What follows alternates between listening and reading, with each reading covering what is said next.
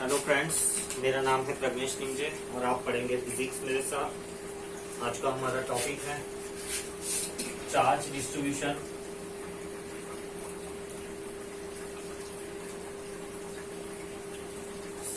So what do we mean by charge distribution? Charge distribution, first category is a point charge. You have been given one point charge and you do all calculations related to it. You calculate electrostatic force, you calculate electric field, you also calculate electric potential due to a point charge, right? A simple charge, let's just a point, just simple a point charge, means just within this area there is some charge. Next, this one is also called as non-uniform charge distribution.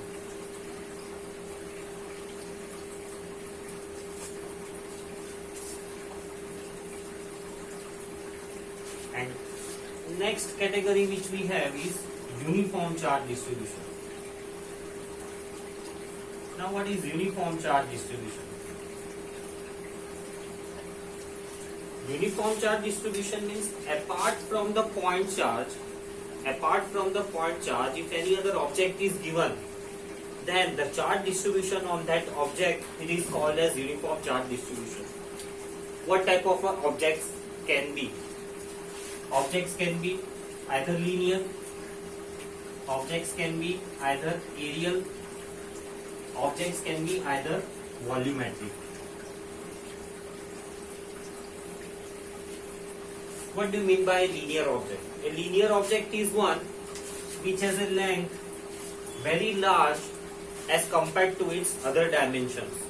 Example, wire, overhead wires of electricity you see, railway track if you see, right? These have a linear charge distribution. Ring if you take, ring, a circular ring if you take, so all they have a linear charge distribution. That means, let us say this is a wire and you spread some charge. If you spray some charge here, this charge Q will be uniformly distributed over its length. For sure, it will happen. It is nature. It is just like, let's say, if you start hitting one end, the heat slowly get transferred to the other parts. However, transferred to the other parts, it's not uniform. This part will be very, very hot. This part will be little bit hotter, and this part may be milder, right? So, unlike the heat distribution, the charge distribution, it happens naturally. Right? Let's say you drop a water on the surface, then the water gets distributed uniformly within an area. So just like if you drop some charge on the wire, that charge will get uniformly distributed. This can be understood conceptually also. How? Let's say you have dropped few amount of charge, let's say it's a glass full of charge, and you drop here. What happens? All the charges are alike. Due to repulsion, they will try to stay as far away as possible. Ultimately, they will distribute themselves uniformly. Then, what is an aerial charge distribution? Aerial charge distribution is a one in which charge is distributed uniformly over an area. Objects such as this board, right? This board you see, or you can say a metallic plate, right? They all have a very large area. So now here on this area, if you drop a charge, right, this charge will get uniformly distributed throughout its surface. Again, this is similar like you drop a water and the water gets distributed throughout the surface. Since the charges are equal in nature, they place themselves symmetrically. The distance between both the charges, corresponding charges, will remain equal. As they are under a repulsive force, they will try to maintain a similar distance throughout in order to minimize the interactive force, right? So aerial charge distribution, it is distributed over the area. Volumetric charge distribution. Volumetric charge distribution is for the surface which have a volume. For example, metallic ball, it has a volume, right? You can say that such type of a uniform bar, right? Such bar of metal, solid. This is completely solid, solid metallic ball. Solid means throughout there is a material. Inside also there is a metal. Here also inside there is a metal. So in these circumstances, if you give charge to this object, charge will get distributed uniformly throughout their volume. If you sprinkle some charge on the surface, right, this charge will get distributed uniformly throughout. Means inside also material is there, so charge will enter inside also, right? So these are the three different charge distributions we see in physics. Now for these three different charge distributions, we either calculate force, we also calculate electric field, then we also calculate potential, and then in capacitance also these charge distributions find application. So this complete unit electrostatics has application of this topic, charge distribution. So linear, areal and volumetric charge distribution. Linear charge distribution, to understand this linear charge distribution mathematically, we define a linear charge density lambda. We define a linear charge density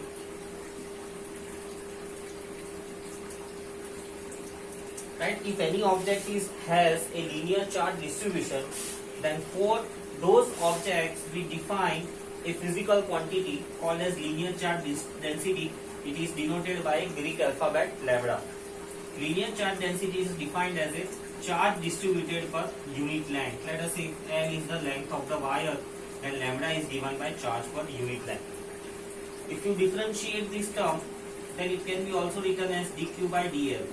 What does this mean? This means that if you select a very small part of this wire, the small part of the wire in physics, it is denoted by the dl. Small part, it's very small part. This small part in the sense this wire is divided into very such small parts. So one of this small part, right, we consider, since the parts are very small, we consider that whole of the length as equal such small parts. This small part we call it as dl, right? So on this dl, how much charge will be there? Small charge dq, right? Q is throughout the length. So for a small length, charge will also be very small, dq. And in that case, charge density can also be written as dq by dl. Areal charge distribution. For areal charge distribution, we define physical quantity surface charge density.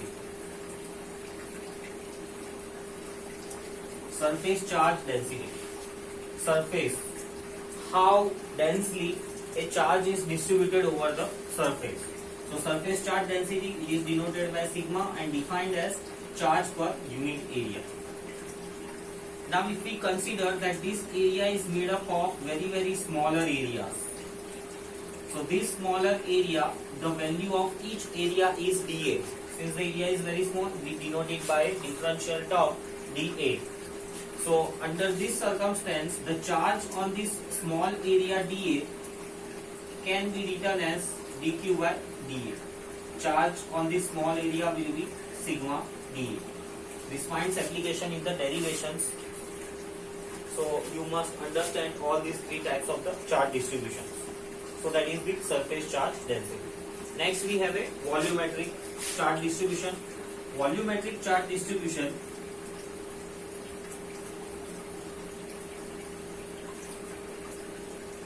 it also has a one physical quantity associated with it, which is called as a volumetric charge density. Volumetric charge density is denoted by rho and defined as charge per unit area. Charge per unit volume. Let us consider a small volume. You take a spherical ball, right? From that ball you take out a very small volume. Let's say your finger. It is a solid throughout. You take out a small part from it. So that small part will have a small volume dV. we consider that this complete body is made up of such small parts, right? So this small part, each small part is equal. We assume that each small part of the body is equal. Just like, let's say we take a this structure, buildings, right? These buildings, they have a sand as their integral component.